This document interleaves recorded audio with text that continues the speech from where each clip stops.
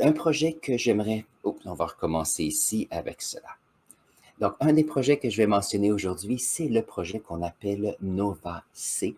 C'est un projet qui vient d'une compagnie et cette compagnie s'appelle, juste parce que je veux le dire, Intuitive Machine.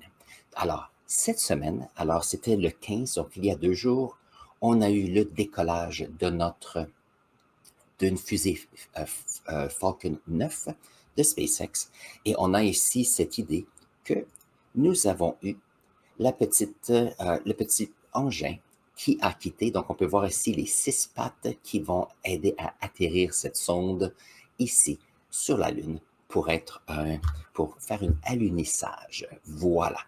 Donc, qu'est-ce qu'on peut me dire sur ce projet intéressant?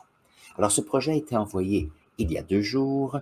On a commencé, bien sûr, à ramasser des données. J'ai montré ici comment est-ce que ça a quitté la fusée. Voyons voir. C'est pas ça que je veux montrer. C'est pas ça que je veux montrer. J'ai plusieurs tables. Voyons voir. Voilà. Donc, la NASA nous donne quelques informations intéressantes sur cette mission. Donc, cette mission qui est intéressante, c'est que, alors, cet engin, si on regarde, mesure à peu près 1,4 mètres de diamètre et 4 mètres de hauteur.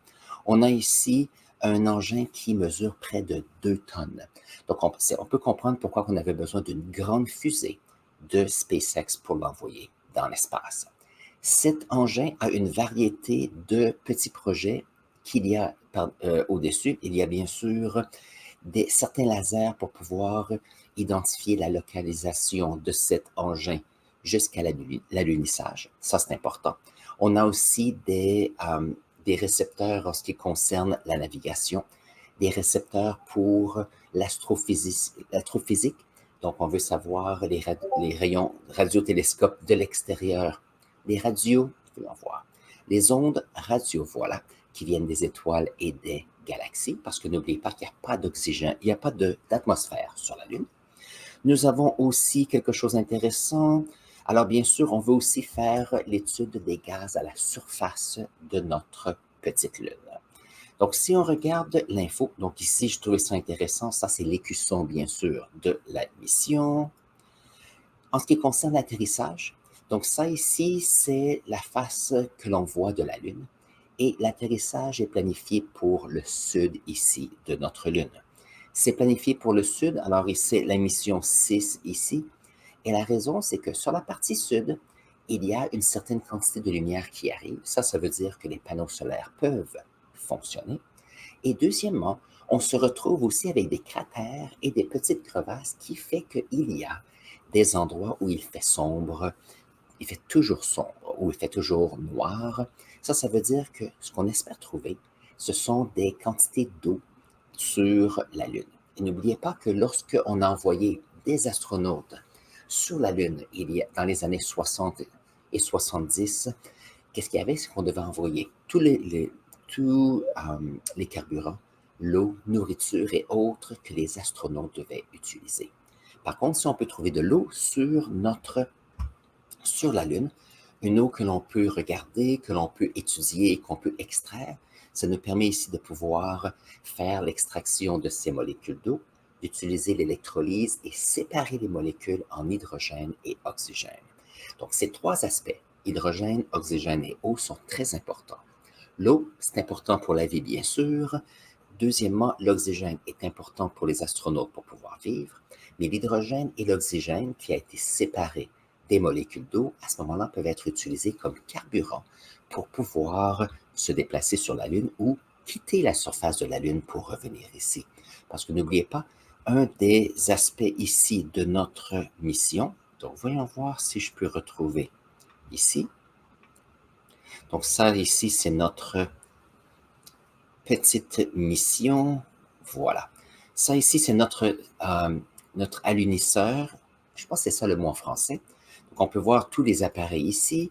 Les appareils mesurent à peu près 100 kg sur 1900 kg de cet engin.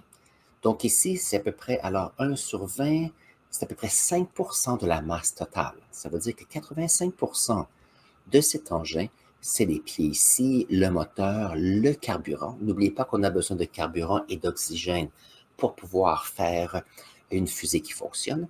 Donc, ça veut dire qu'on a besoin de beaucoup de ressources ici. Donc, c'est intéressant de voir ce que les humains doivent faire. Et on peut voir ici comment est-ce qu'on a maximisé la surface ici de notre engin. Donc ici, un panneau solaire et ceci sera probablement faire face au soleil pour s'assurer qu'il y ait de l'énergie en tout temps. Parfait. Et on peut voir ici les petites coupoles pour transmettre les informations à la Terre. Donc, c'est fantastique de ce côté-là. Parfait. Une autre chose que j'ai trouvé intéressant, c'est qu'il faut faire atterrir, bien sûr, cet engin. Donc, je pense que c'est ici. Voyons voir. Alors, on nous montre ici comment est-ce que la trajectoire que cette sonde qui va finir sur la Lune doit prendre. Voyons voir. Voilà. Donc, nous avons, mettons ça un petit peu plus grand. J'ai essayé de mettre ça plus grand. Voyons voir. Est-ce qu'on peut aider? Non, c'est pas possible. OK. Donc, si on regarde ici, nous avons notre photo où, bien sûr, nous avons la fusée Falcon 9 qui a fait décoller cette sonde. Cette sonde ici va se rendre à la Lune. Cette sonde va ici entrer en orbite autour de la Lune. N'oubliez pas que l'orbite, c'est à peu près 100 km d'altitude, donc ce n'est pas très très haut, mais n'oubliez pas que n'ayant pas d'atmosphère, il n'y a pas de friction. Donc c'est quelque chose qui est possible. Et n'oubliez pas que la gravité de la Lune est à peu près 6 fois moins grande que celle de la Terre. Et donc, cette sonde ici va finir avec son moteur, pouvoir s'aligner. On a besoin de lasers, de télémétrie pour s'assurer qu'on puisse localiser parfaitement l'atterrissage, et l'atterrissage devrait bien se faire ici. Et puis, chose intéressante, je sais que le Japon, il y a quelques semaines, ont envoyé leur engin, et leur engin s'est retrouvé sur le côté, donc a eu quelques difficultés pour l'atterrissage. Et la raison, c'est que il n'y a pas d'atmosphère qui le ralentit, comme j'ai mentionné, et la gravité est beaucoup plus petite. Ça veut dire que lorsque cet engin atterrit ici, on a moins de gravité. Le carburant est peut-être plus difficile à manier parce qu'on a un engin qui tourne et on n'a pas de gravité qui garde le carburant exactement où on le veut. Et il y aura ici l'alunissage. Donc ça, c'est intéressant. Ça fait partie de ce qui va arriver cette semaine. L'atterrissage est planifié pour on est ici le 17 pour le 25 février. Donc, samedi prochain, si tout va bien, on va pouvoir parler de cet alunissage. Donc, je pense que c'est fantastique. Alors, je crois qu'il y a toujours des projets intéressants en exploration spatiale. Si vous avez appris quelque chose d'intéressant aujourd'hui, n'oubliez pas de vous abonner à notre chaîne. Si vous avez des questions supplémentaires, mettez-les dans la section commentaires. Ça me fait toujours plaisir de les lire et les utiliser pour faire nos prochaines vidéos. Sur ce, prenez un instant et je vais mettre ici un lien pour une autre vidéo pour vous et on se voit dans la prochaine vidéo.